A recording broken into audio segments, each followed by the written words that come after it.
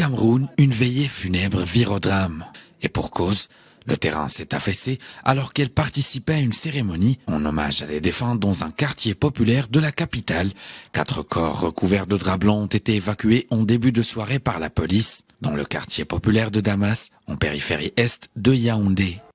Sur place, nous avons dénombré 10 corps, mais avant notre arrivée, il y avait 4 corps qui avaient été déjà évacués.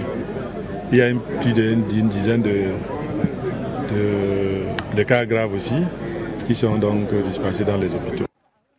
À noter que les effondrements de ponts de terrain, parfois avec des maisons, surviennent relativement fréquemment à Yaoundé et dans d'autres villes du pays, mais dans la capitale, ils sont rarement aussi meurtriers.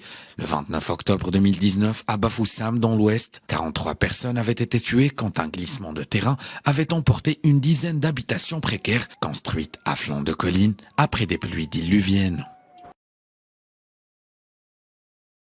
Catastrophe ici à Gouache, deuxième Carrefour, fondement de terrain. Plus de 50 morts enregistrés. Tout ce que vous voyez là, ça a été recouvré ici. Il y avait les maisons ici. Il y avait des maisons là. Les maisons étaient couvertes par la terre. Donc, c'est grave. Bafoussam en deuil.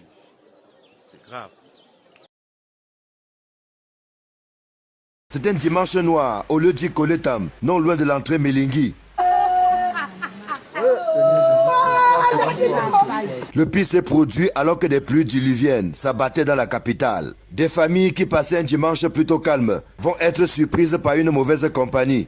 Toutes les maisons qui étaient sur le chemin, comme vous pouvez le voir, il y a plusieurs maisons là. Au moins une quarantaine de maisons qui s'est tout effondré en fait. C'est pas combien de morts que l'on a emporté, donc c'est pardon, on est dépassé seulement.